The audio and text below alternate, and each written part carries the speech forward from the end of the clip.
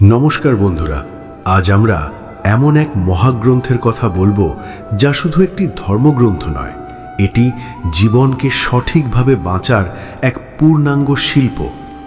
হাজার হাজার বছর আগে যুদ্ধক্ষেত্রে যে সংলাপ হয়েছিল তার ধ্বনি আজও আমাদের জীবনের প্রতিটি সংকটে, প্রতিটি দ্বন্দ্বে, প্রতিটি মানসিক সংগ্রামে প্রতিধ্বনিত হয়। আমরা কথা বলছি শ্রীমদ্ ভগবদ্গীতা সম্পর্কে। গীতা কোনো সাধারণ উপদেশ নয়, এটি স্বয়ং ভগবান শ্রীকৃষ্ণের মুখনিসৃত চিরন্তন জ্ঞান, যা যুগে যুগে মানুষের জীবনে সমানভাবে প্রাসঙ্গিক থেকেছে এবং থাকবে। গীতা আমাদের শেখায়, জীবনের নিজের কুরুক্ষেত্রে যখন আমরা অর্জুনের মতো হতাশ হয়ে পড়ি, যখন কর্তব্যের ভারে দম বন্ধ লাগে, যখন মন আবেগ আর দায়িত্বের টানাপড়নে ভেঙে পড়ে, তখন কিভাবে সঠিক পথে এগিয়ে যেতে হয়। গীতার সূচনা হয় এক গভীর মানসিক সংকট দিয়ে। অর্জুন, যিনি ছিলেন সময়ের শ্রেষ্ঠ ধনুর্ধর, যখন নিজের আত্মীয়, গুরুজন ও প্রিয়জনদের শত্রুপক্ষের সারিতে দাঁড়িয়ে থাকতে দেখলেন, তখন তার হাত থেকে গাণ্ডীব ধনুক প্রায় পড়ে যায়। মন ভরে ওঠে শোক ও মোহে। তিনি যুদ্ধ করতে অস্বীকার করেন।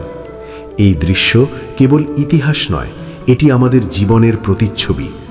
আমাদের জীবনেও এমন মুহূর্ত আসে যখন কঠিন সিদ্ধান্ত নিতে হয়, যখন কর্তব্য আর আবেগ একে অপরের বিপরীতে দাঁড়ায়। তখন আমরাও অর্জুনের মতো বিভ্রান্ত হয়ে পড়ি। ঠিক তখনই গীতার প্রথম এবং অন্যতম প্রধান শিক্ষা সামনে আসে, কর্মের শিক্ষা। শ্রীকৃষ্ণ অর্জুনকে বলেন, কর্মণ্যেবধিকারের তে মা ফালেষু কদাচনা। অর্থাৎ তোমার অধিকার কেবল কর্ম করার ওপর, তার ফলের ওপর নয়। ফলের আশায় নিজেকে বেঁধে রেখো না, আর কর্ম এড়িয়েও যেও না। এই বাণী আমরা অনেকেই শুনেছি, কিন্তু এর গভীর অর্থ উপলব্ধি করলেই জীবনের অর্ধেক সমস্যার সমাধান হয়ে যায়। আমাদের কাজ হলো নিজের সর্বোচ্চ প্রচেষ্টা করা, নিষ্ঠা, সততা এবং সমর্পণ দিয়ে। কিন্তু ফল কি হবে তা আমাদের নিয়ন্ত্রণে নয়। যখন আমরা ফলের সঙ্গে নিজের সুখ দুঃখ জুড়ে দিই, তখনই সমস্যার শুরু। ফল ভালো এলে অহংকার জন্মায়, আর প্রত্যাশা মতো না এলে হতাশা গ্রাস করে। শ্রীকৃষ্ণ বলেন, এই দুই চরম অবস্থা থেকে নিজেকে দূরে রাখো। মনকে স্থির রাখো, কর্ম করো, কিন্তু ফলের প্রতি আসক্ত হও না। এটাই নিষ্কাম কর্মের পথ। এই বিষয়টি একটি ছোট গল্প দিয়ে বোঝা যাক। একজন দক্ষ মূর্তিশিল্পীকে রাজা একটি বিশাল মন্দিরের জন্য দেবমূর্তি নির্মাণের দায়িত্ব দিলেন। শিল্পী দিনরাত পরিশ্রম করলেন, প্রতিটি খুঁটিনাটি তিনি নিখুঁতভাবে গড়ে তুললেন। কেউ তাকে জিজ্ঞেস করল, এত পরিশ্রম করছেন, যদি রাজা এই মূর্তি পছন্দ না করেন? শিল্পী শান্তভাবে বললেন, আমি আমার কাজ ঈশ্বরের উদ্দেশ্যে করছি। আমার কাজ নিখুঁতভাবে করা, পছন্দ বা অপছন্দ রাজাধিরাজের হাতে। এই মনোভাবই গীতার শিক্ষা। নিজের কর্তব্যকে পূজা হিসেবে দেখো, ফলকে ঈশ্বরের ইচ্ছা হিসেবে গ্রহণ করো। আজকের আধুনিক জীবনেও এই শিক্ষা অত্যন্ত প্রাসঙ্গিক। কর্মক্ষেত্র, পরিবার, সমাজ, সব জায়গায় আমরা ফলের চিন্তায় উদ্বিগ্ন থাকি। কিন্তু গীতা আমাদের মনে করিয়ে দেয়, শান্তি বাইরের অর্জনে নয়, অন্তরের ভারসাম্যে। যখন আমরা ফলের চিন্তা ছেড়ে দিয়ে সৎভাবে কাজ করি, তখন ভয় কমে যায়, উদ্বেগ কমে যায়, আর মন শক্তিশালী হয়। গীতা আমাদের শেখায়, সংকট আসবেই, দ্বন্দ্ব আসবেই, কিন্তু সঠিক দৃষ্টিভঙ্গি থাকলে প্রতিটি সংকটে হয়ে উঠতে পারে আত্মোন্নতির সুযোগ। বন্ধুরা, গীতা কেবল একটি ধর্মীয় গ্রন্থ নয়, এটি জীবনের পথ নির্দেশ। যে এই জ্ঞানকে হৃদয়ে ধারণ করে, সে জীবনের যে কোনো কুরুক্ষেত্রে স্থির থাকতে পারে। শিল্পী তার সমগ্র জীবন, তার সমস্ত অনুভূতি, তার প্রতিটি শ্বাস যেন সেই মূর্তির মধ্যে ঢেলে দিয়েছিলেন। দিন রাত পরিশ্রম করতেন তিনি। খাওয়ার সময়, ঘুমের সময়, এমনকি নিঃশব্দ মুহূর্তেও তার মনে ভেসে উঠত কেবল সেই একটিই লক্ষ্য, এমন এক মূর্তি সৃষ্টি করা যা আগে কেউ কখনো গড়েনি। মাসের পর মাস কঠোর সাধনার পর অবশেষে মূর্তিটি প্রস্তুত হলো। যেই তাকে দেখত বিস্ময়ে স্তব্ধ হয়ে যেত। মনে হতো যেন পাথরের ভেতর প্রাণের স্পন্দন জেগে উঠেছে। রাজা থেকে সাধারণ মানুষ সবাই শিল্পীর প্রশংসায় পঞ্চমুখ হয়ে উঠল। তিনি পেলেন অর্থ, সম্মান, খ্যাতি। কিন্তু কয়েক বছর পর সেই রাজ্যে ভয়াবহ বন্যা এলো। সমস্ত রাজ্য জলের তলায় ডুবে গেল, মন্দির ভেঙে গেল, আর সেই অনন্য মূর্তিটিও স্রোতে ভেসে হারিয়ে গেল। শিল্পীর এক শিষ্য এই খবর শুনে কাঁদতে কাঁদতে গুরুদেবের কাছে এলো। সে বলল, গুরুজি, সব শেষ হয়ে গেল। আপনার জীবনের শ্রেষ্ঠ সৃষ্টি, আপনার সারা জীবনের সাধনা সবই তো ভেসে গেল। আপনি কত কষ্ট পাচ্ছেন নিশ্চয়ই। শিল্পী শান্তভাবে হেসে উত্তর দিলেন, বৎস, দুঃখ কেন করছো? আমার কাজ ছিল মূর্তি গড়া। আমি তা আমার সর্বশক্তি, সর্বসমর্পণ ও আনন্দ দিয়ে করেছি। মূর্তি গড়ার যে আনন্দ আমি পেয়েছি, যে তৃপ্তি আমার অন্তরে জন্মেছে, সেটাই আমার প্রকৃত পুরস্কার। সেই আনন্দ তো এখনো আমার সঙ্গে আছে। কোনো বন্যা তাকে ভাসিয়ে নিতে পারে না। মূর্তির ভবিষ্যৎ প্রকৃতির হাতে ছিল, আমার হাতে নয়। আমার অধিকার ছিল কেবল কর্মে, ফল রক্ষা করার দায়িত্বে নয়। এটাই নিষ্কাম কর্মের প্রকৃত উদাহরণ।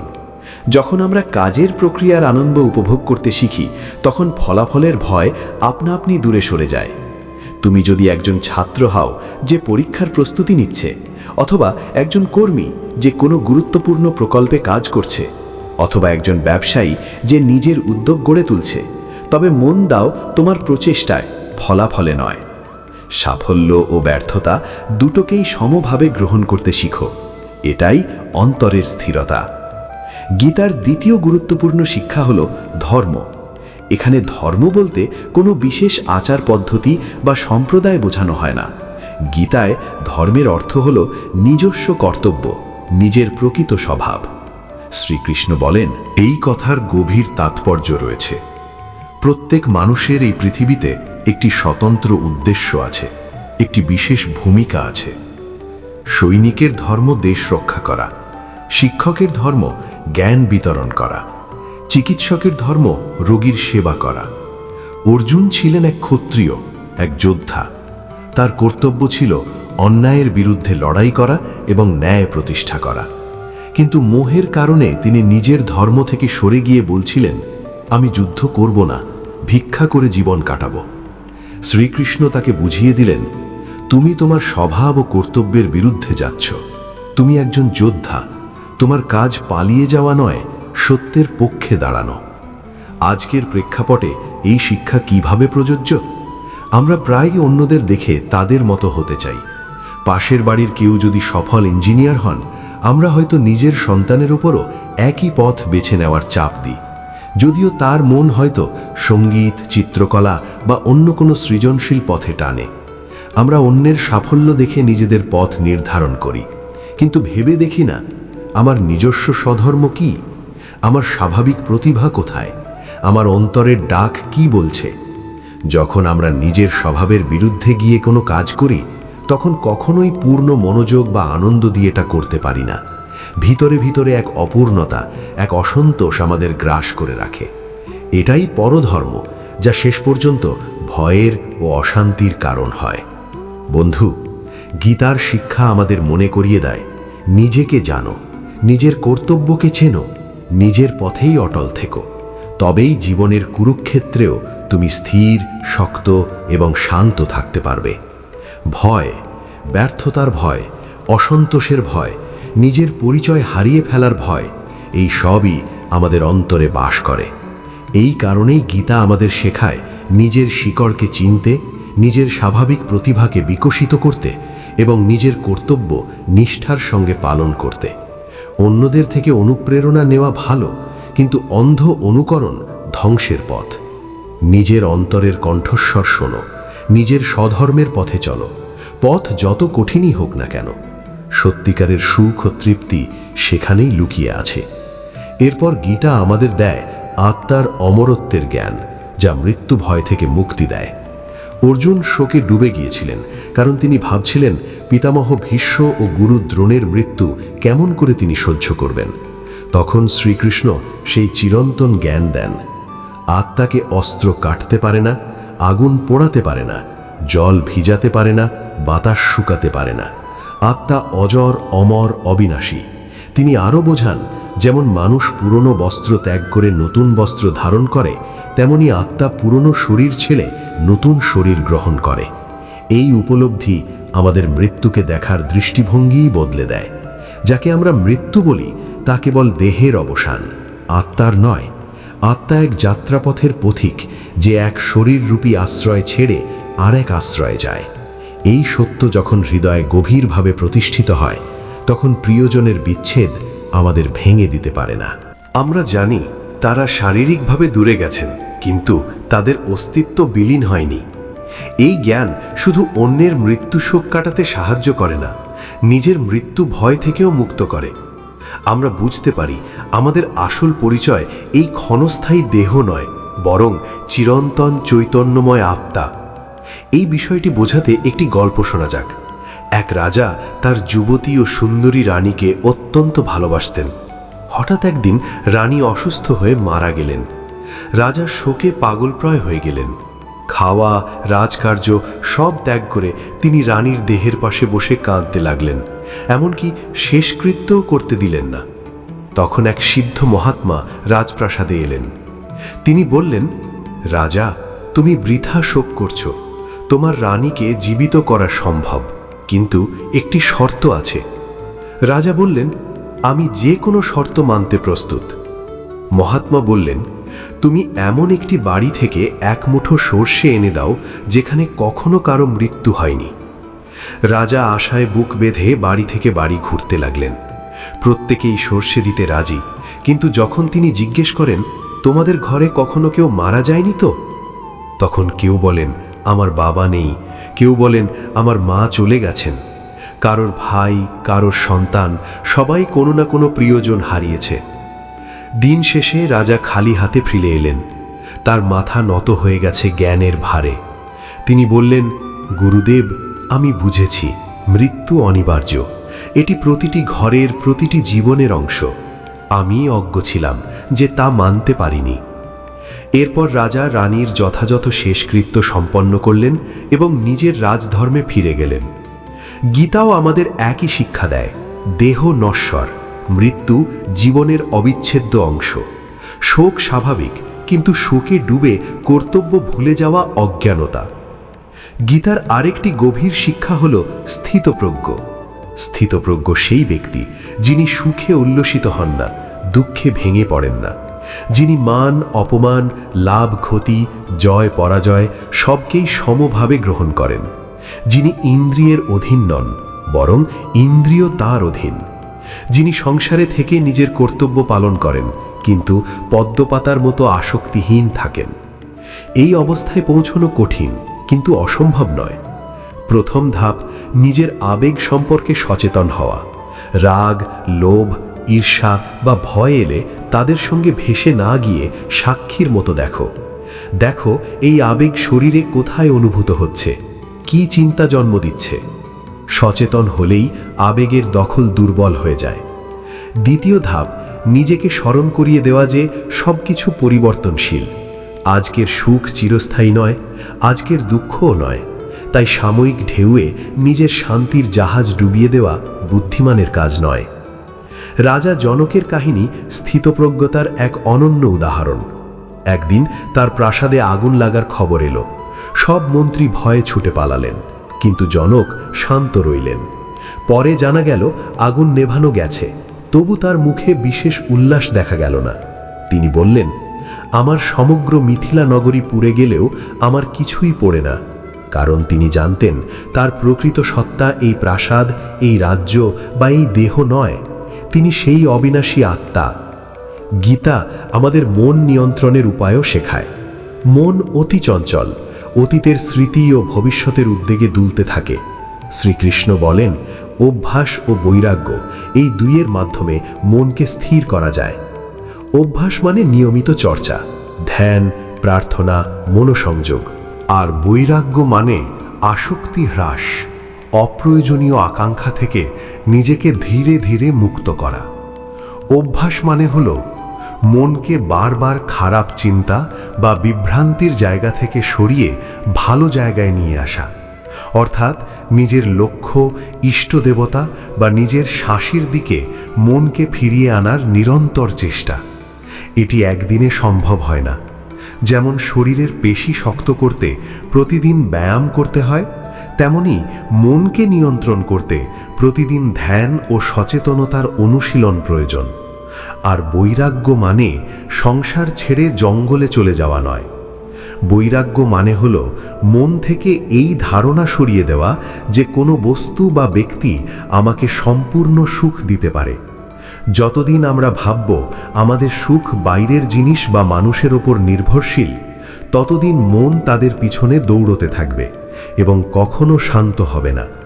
সত্যিকারের সুখ ও শান্তির উৎস আমাদের অন্তরের ভেতরেই আছে, বাইরে নয়। যখন এই উপলব্ধির সঙ্গে আমরা নিয়মিত অভ্যাস করি, তখন ধীরে ধীরে মন আমাদের দাস হয়ে যায়, আমরা আর মনের দাস থাকি না। গীতা আমাদের প্রকৃতির 3টি গুণের কথা জানায়: সত্ত্ব, রজস এবং তমস। এই 3টি গুণ প্রতিটি মানুষের মধ্যে বিভিন্ন মাত্রায় উপস্থিত থাকে এবং আমাদের স্বভাব, চিন্তা ও কর্মকে প্রভাবিত করে। সত্ত্ব গুণ হল আলো, জ্ঞান, শান্তি ও নির্মলতার প্রতীক। যখন সত্ত্ব প্রধান হয়, তখন মানুষ শান্ত, সহানুভূতিশীল, জ্ঞানী ও সন্তুষ্ট থাকে। রজগুণ হল কামনা, আসক্তি, অস্থিরতা ও ক্রিয়াশীলতার প্রতীক। রজস প্রধান হলে মানুষ উচ্চাকাঙ্ক্ষী ও কর্মঠ হয়, কিন্তু একই সঙ্গে লোভী, উদ্বিগ্ন ও অশান্তও হতে পারে। তমস গুণ হল অন্ধকার, অজ্ঞানতা, অলসতা ও জড়তার প্রতীক। তমস প্রধান হলে মানুষ অলস, অসচেতন, রাগী ও বিবেকহীন হয়ে পড়ে। এই 3 গুণ আমাদের সবার মধ্যেই আছে এবং প্রতিনিয়ত একে অপরের উপর প্রভাব বিস্তার করতে চায়। কখনো আমরা খুব শান্ত ও পবিত্র বোধ করি, কখনো খুব অস্থির, আবার কখনো সম্পূর্ণ উদাসীন। গীতা শেখায় আমাদের জীবনে সত্ত্বগুণ বাড়ানোর চেষ্টা করতে হবে। সাত্ত্বিক আহার, তাজা, পুষ্টিকর ও বিশুদ্ধ খাবার, সাত্ত্বিক সঙ্গ, ভালো ও জ্ঞানী মানুষের সঙ্গে সময় কাটানো, সাত্ত্বিক চিন্তা, উচ্চ ও ইতিবাচক ভাবনা, এসব আমাদের মধ্যে সত্ত্ব বৃদ্ধি করে। যখন সত্ত্ব বৃদ্ধি পায়, তখন মন শান্ত হয়, বুদ্ধি নির্মল হয় এবং আমরা সঠিক সিদ্ধান্ত নিতে পারি। চূড়ান্ত লক্ষ্য হল এই 3 গুণের ঊর্ধ্বে ওঠা, গুণাতীত হওয়া। কিন্তু তার প্রথম ধাপ হল তমস ও রজস কমিয়ে সত্ত্বকে শক্তিশালী করা। একটি ছোট গল্প এই বিষয়টি স্পষ্ট করে। 3 বন্ধু জঙ্গলের পথে হাঁটছিল। তারা একটি থলি পেল, যার মধ্যে ছিল 100টি সোনার মুদ্রা। প্রথম বন্ধুর মধ্যে তমগুণ প্রবল ছিল। সে ভাবল, আমি যদি এই দুজনকে মেরে ফেলি তবে সব মুদ্রা আমার হয়ে যাবে। দ্বিতীয় বন্ধুর মধ্যে রজগুণ প্রবল ছিল। সে বলল, চলো সমান ভাগ করি, আমার ভাগের মুদ্রা দিয়ে বড় ব্যবসা শুরু করব এবং ধনী হব। তৃতীয় বন্ধুর মধ্যে সত্ত্বগুণ প্রবল ছিল। সে বলল, প্রথমে দেখা উচিত এই থলির আসল মালিককে। যদি না পাওয়া যায় তবে এই অর্থ দিয়ে গ্রামের জন্য একটি কূপ খুঁড়ি, যাতে সবাই উপকৃত হয়। একই পরিস্থিতি, কিন্তু 3টি সম্পূর্ণ ভিন্ন প্রতিক্রিয়া, কারণ তাদের ভেতরের গুণ ভিন্ন ছিল। এই গল্প আমাদের শেখায়, পরিস্থিতি নয়, আমাদের মানসিকতা ও গুণই আমাদের আচরণ নির্ধারণ করে। সবশেষে গীতা আমাদের দেখায় ভক্তি ও সমর্পণের পথ। জ্ঞান, কর্ম ও ধ্যানের পথ ব্যাখ্যা করার পর শ্রীকৃষ্ণ সবচেয়ে সহজ ও হৃদয়গ্রাহী পথ নির্দেশ করেন, ভক্তির পথ। তিনি আশ্বাস দেন, সব কিছু ত্যাগ করে একান্তভাবে আমার শরণাপন্ন হও। আমি তোমাকে সমস্ত বন্ধন থেকে মুক্ত করব, ভয় করো না। এর গভীর অর্থ হল, যখন আমরা নিজের অহংকার, দুশ্চিন্তা, সাফল্য, ব্যর্থতা সব কিছু ঈশ্বরের চরণে সমর্পণ করি, তখন অন্তরে এক অদ্ভুত হালকা ভাব আসে। সমর্পণ মানে পালিয়ে যাওয়া নয়। সমর্পণ মানে নিজের সর্বোচ্চ চেষ্টা করার পর ফল ঈশ্বরের হাতে ছেড়ে দেওয়া। তখন আর ভয় থাকে না, কারণ আমরা জানি আমরা একা নই। যখন আমরা সত্যিকারের সমর্পণ করি তখন ঈশ্বর আমাদের দায়িত্ব নিজের হাতে নেন। সমর্পণ মানে ভীরুতা নয়, নিষ্ক্রিয়তা নয়। সমর্পণ মানে নিজের সর্বোচ্চ চেষ্টা করার পর ফলাফলকে ঈশ্বরের ইচ্ছা হিসেবে মেনে নেওয়া। এই মানসিকতা আমাদের উদ্বেগ ও ভয় থেকে মুক্ত করে। যখন আমাদের বিশ্বাস জন্মায় যে এক পরম শক্তি আমাদের সঙ্গে আছে, যে কখনো আমাদের অকল্যাণ হতে দেবে না, তখন জীবনের সবচেয়ে বড় ঝড়ও আমাদের টলাতে পারে না। ভক্তি মানে শুধু মন্দিরে গিয়ে পূজা করা নয়। ভক্তি মানে প্রতিটি কর্মকে ঈশ্বরের আরাধনা হিসেবে দেখা। যখন একজন শিক্ষক ভাবেন আমি ঈশ্বরের সন্তানদের জ্ঞান দিচ্ছি, তখন তার শিক্ষা ভক্তিতে রূপ নেয়। যখন একজন চিকিৎসক ভাবেন আমি ঈশ্বরের অংশের সেবা করছি, তখন তার পেশাই পূজা হয়ে ওঠে। যখন আমরা পরিবারের সদস্যদের সেবা করি এই অনুভূতিতে যে তাদের মধ্যেও সেই একই পরমাত্মা বিরাজমান, তখন আমাদের ঘরই মন্দির হয়ে যায়।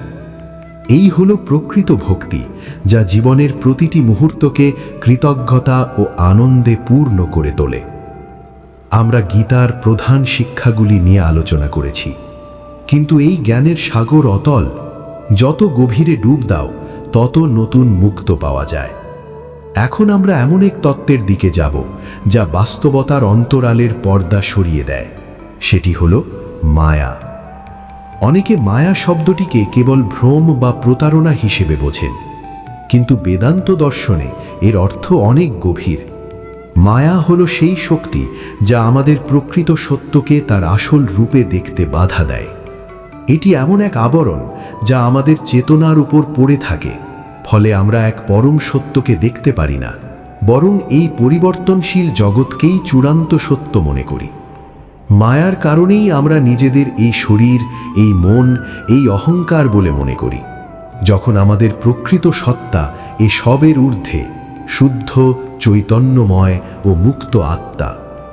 এটি একটি উদাহরণ দিয়ে বোঝা যাক। ধরো তুমি একটি সিনেমা হলে বসে আছো। পর্দায় একটি সম্পূর্ণ জগৎ ভেসে উঠেছে। নায়ক, নায়িকা, আনন্দ, দুঃখ, সংগ্রাম। তুমি এতটাই গল্পে ডুবে যাও যে ভুলে যাও এসব কেবল আলো ও শব্দের খেলা, একটি সাদা পর্দায় প্রক্ষেপণ মাত্র।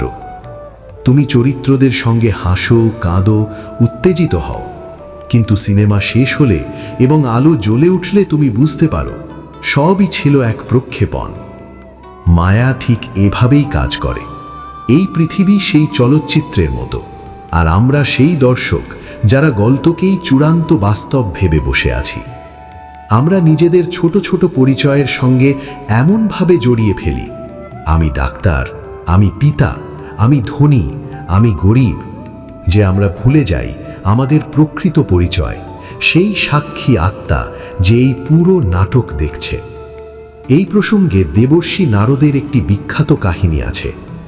একবার নারদ মুনি মনে করলেন তিনি ভক্তির সর্বোচ্চ স্তরে পৌঁছেছেন এবং মায়ার প্রভাব থেকে সম্পূর্ণ মুক্ত।